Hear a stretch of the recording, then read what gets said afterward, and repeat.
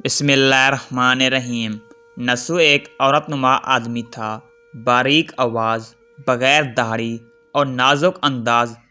मर्द वो अपनी जहरी शक्ल व सूरत से फ़ायदा उठाते हुए ज़नाना हवा में औरतों का मिजाज करता और मैल उतारता था। कोई भी उसकी हकीकत नहीं जानता था, सभी उसे औरत समझते थे। ये तरीका इसके लिए ज़राए माश भी था और औरतों के जिस्म से लिज़्ज़त भी लेता था। कई बार ज़मीर के मलामत करने पर उसने इस काम से तौबा भी कर ली, लेकिन हमेशा तौबा तोड़ता रहा। एक दिन बादशाह की बेटी हवाम गई। हवाम और मसाज करने के बाद पता चला कि इसका गिरा गोहर, मोती या हीरा खो गया है। बादशाह की बेटी ने हुक्म दिया, सबकी तलाशी ली जाए। सबकी तलाशी ली गई, हीरा नहीं मिला। नसु रुसवाई के डर से एक जगह छुप गया। जब उसने देखा कि शहजादी की कनीज़ें उसे ढूंढ रही हैं, तो सच्चे दिल से खुदा को पुकारा और खुदा की बारगाह में दिल से तौबा की और वादा किया कि आइंदा कभी भी ये काम नहीं करूँगा। मेरी लाज रख ले मौला। दुआ मांग ही रहा था, अचानक बाहर से आवाज़ सुनाई दी कि नसु को छोड़ दो, हीरा मिल गया है। नसु नाम आँखों से शहजादी से रुखसत लेकर घर आ गया। नसु ने कुदरत का करिश्मा देख लिया था और हमेशा हमेशा के लिए इस काम से तौबा कर ली। कई दिन उसे हवाम ना जाने पर एक दिन शहजादी ने बुलवाया भेजा कि हवाम आकर मेरा मसाज करे, लेकिन नसु ने बहाना बनाया कि मेरे हाथ में दर्द है, मसाज नहीं कर सकता हूँ। नसु ने देखा कि इस शहर में रहना इसके लिए मुनासिब नहीं। सभी औरतें इसको चाहती हैं और इसके हाथ से मसाज लेना पसंद करती हैं।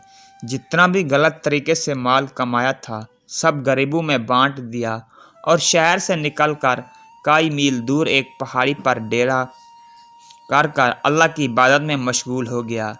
एक दिन इसकी नज़र एक भैंस पर पड़ी जो इसके करीब घास चार रही थी। उसने सोचा कि ये किसी चरवाहे से भागकर यहाँ आ गई है। जब तक इसका मालिक ना जाए तब तक मैं इसकी देखभाल करता हूँ। लिहाजा इसकी देखभाल करने लग गया। कुछ दिन बाद एक तिजारती काफिला रास्ता भूलकर इधर आ गया, जो सारे प्यास की शिद्दत से निढाल थे। उन्होंने नसु से पानी मांगा।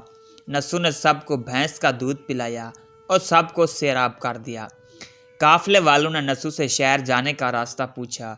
नसु ने उनको आसान और नज़दीकी रास्ता दिखाया। नसु के इखलाक से मुतासिर होकर ताजरों ने जाते हुए उसे बहुत सारा माल बतौर तोहफा दिया। नसु ने इन पैसों से वहाँ कुआं खुदवा दिया। आहिस्ता आहिस्ता वहाँ लोग बसने लग गए और इमारतें बनने लग गई। वहाँ के लोग नसु को बड़ी इज्जत और एहतराम की निगाह से देखते थे। रफ्ता रफ्ता नसु की नेकी के चर्चे बादशाह तक जा पहुँचे। बादशाह दिल में नसु से मिलने का इश्तियाक पैदा हुआ। उसने नसु को पैगाम भिजवाया कि बादशाह आपसे मिलना चाहते हैं, मेहरबानी करके दरबार तशरीफ़ ले आएं। जब नसु को बादशाह का पैगाम मिला, उसने मिलने से इनकार कर दिया और माजरत चाही कि मुझे बहुत सारे काम हैं, मैं नहीं आ सकता। बादशाह को बहुत तजबीब हुआ, मगर उस बेनियाजी को देखकर मिलने की तलब बढ़ गई। बादशाह ने कहा, अगर नसु नहीं आ सकते तो हम खुद इसके पास जाएंगे।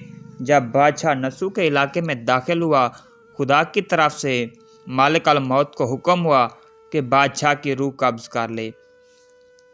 चूँकि बादशाह बतौर अकीदतमंद और नसु को मिलने आ रहा था और रिया भी नसु की खूबियों की गरीदो थी, इसलिए बादशाह के तख्त पर बिठाया दिया गया। नसु ने अपने मुल्क और अदल और इंसाफ का निज़ाम कायम किया। वहीं शहजादी, जिसे औरत का भेष बदल कर हाथ लगाते हुए भी डरता था, उस शहजादी ने नसु से शादी कर ली।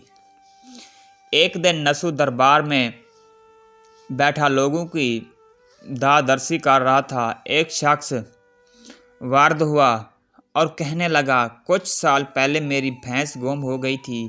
बहुत ढूंढा मगर नहीं मिली। बराए मेहरबानी मेरी मदद फरमाइए। नसु ने कहा, तुम्हारी भैंस मेरे पास है। आज जो कुछ मेरे पास है वो तुम्हारी भैंस की वजह से है।